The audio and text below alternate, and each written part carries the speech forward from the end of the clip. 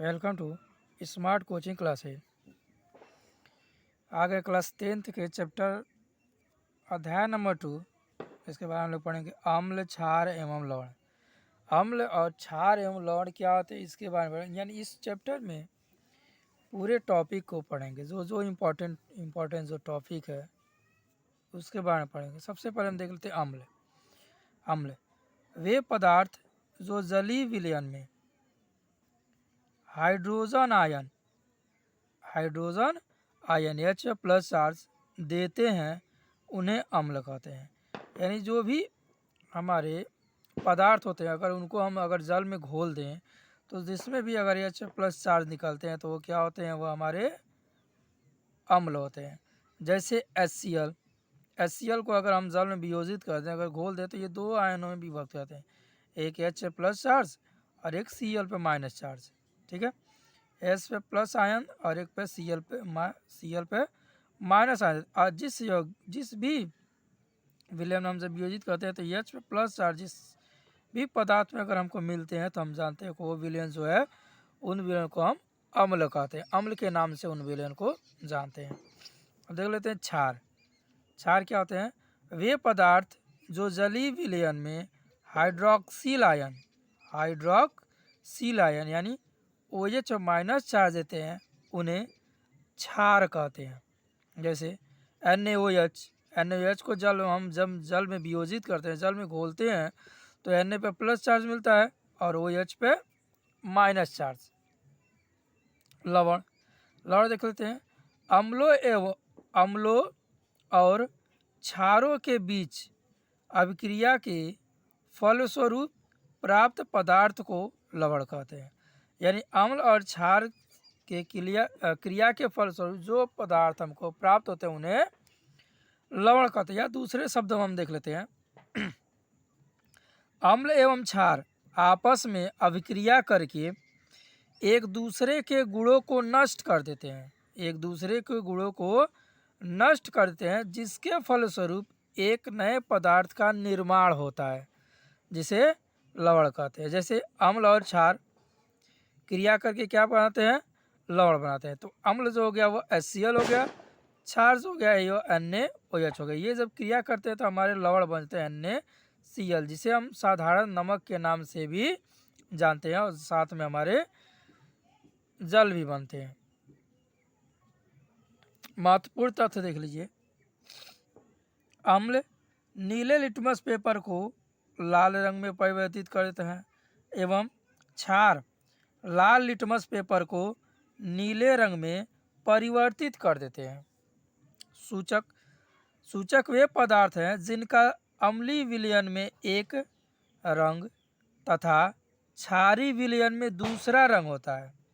जैसे methyl orange, फिनाल्फेथिलीन, लाल पत्ता गोभी, हल्दी, पेंडुनिया, जेरासियन, हाइड्रेजिया। ये फूल होते हैं जो रंगीन कलर के फूल होते हैं, इनकी पंखुड़ियाँ जो होती है वह रंगीन कलर की होती है। लिटमस पेपर आदि ये सब जो होते हैं वो सूचक का कार्य करते हैं। उदासीनीकरण अभिक्रियाएं अम्ल एवं क्षार की अभिक्रिया के फलस्वरूप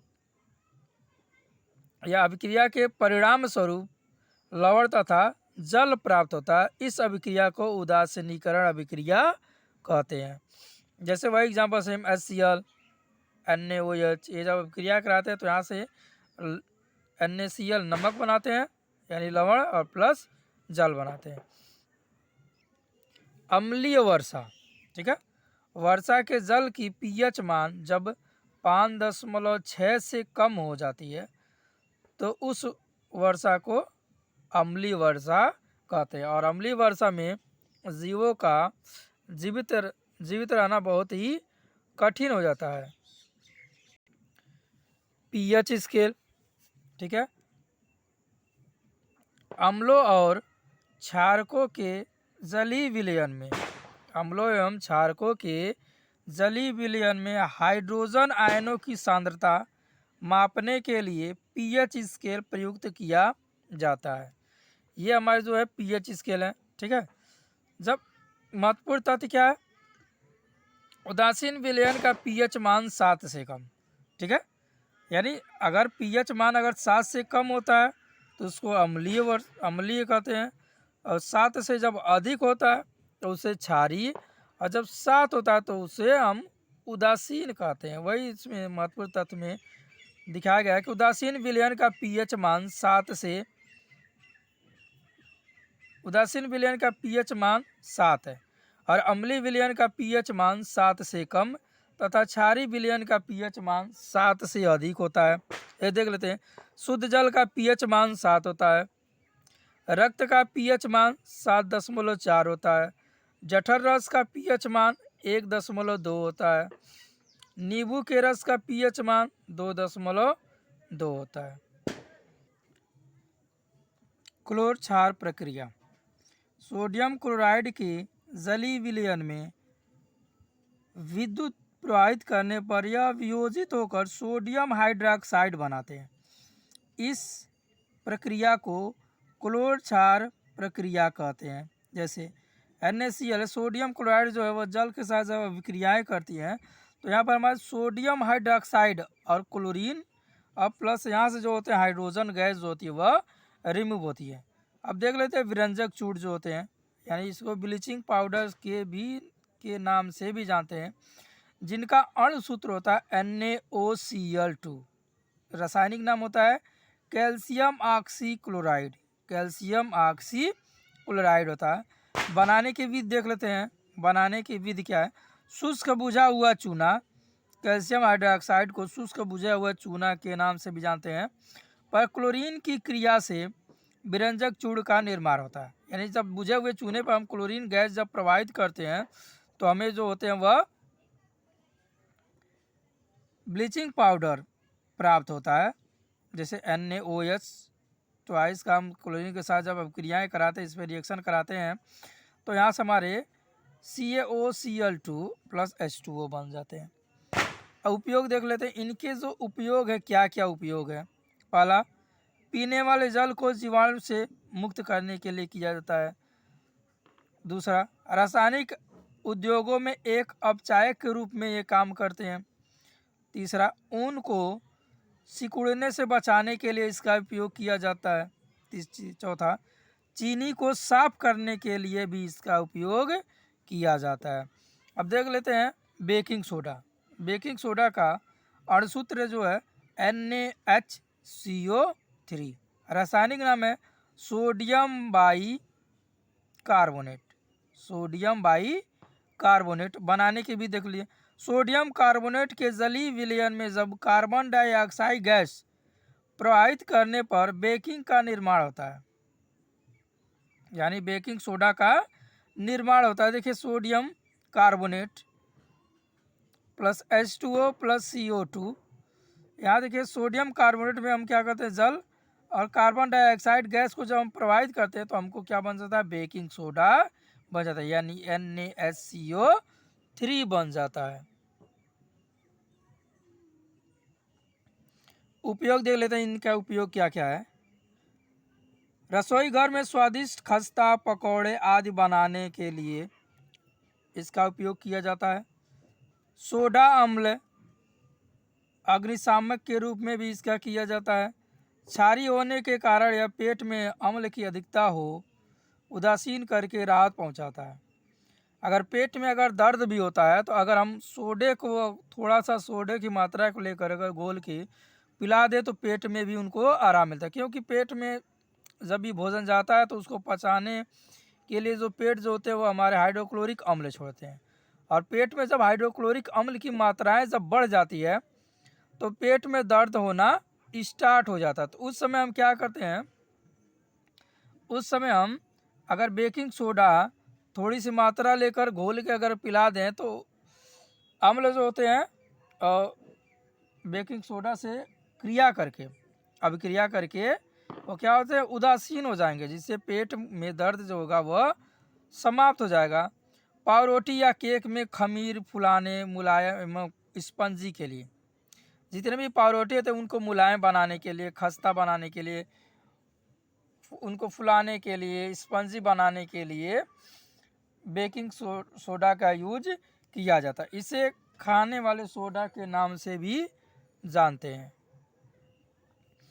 धोने का सोडा यानी धामन सोडा, इसका अणु सूत्र होता है Na2CO3.10H2O। रासायनिक नाम है सोडियम कार्बोनेट।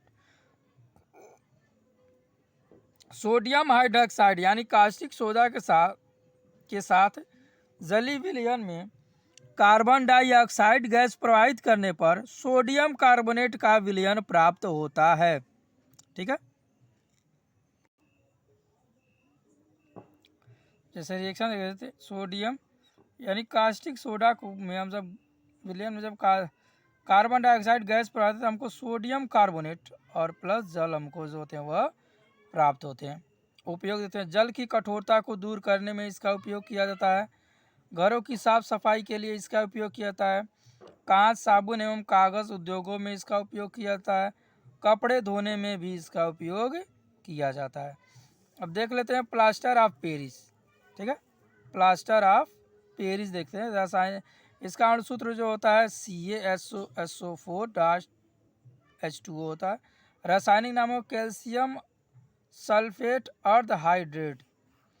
ठीक है, इसमें क्या होगा, जिप्सम को 120 डिग्री सेल्सियस से 130 डिग्री सेल्सियस पर गर्म करने पर प्लास्टर ऑफ पेरिस प्राप्त होता है। जो जिप्सम है इसको हम क्या कर देते हैं, गर्म कर देते हैं।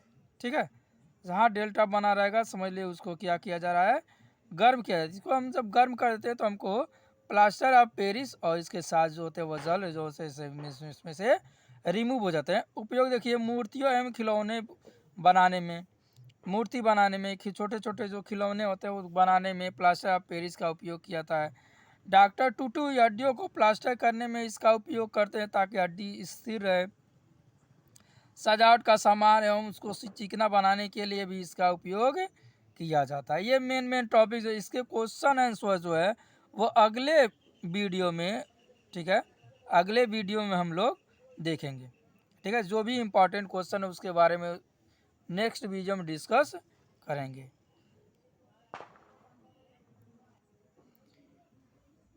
वीडियो अगर अच्छा लगा हो तो लाइक करें और अपने दोस्तों के पास भी शेयर करें ताकि उनको भी ये वीडियो इम्पोर्टेंट टॉपिक्स के बारे में उनको भी जानकारी मिल जाए। और इसके अलावा और भी कोई जानकारी चाहिए तो कमेंट में ज़रूर करके बताएं। उसमें भी कोशिश किया जाएगा कि आपकी जो भी दिक्कतें हो उनको सॉल्व करने की कोशिश ज़रूर किया जाएगा। धन्यवाद।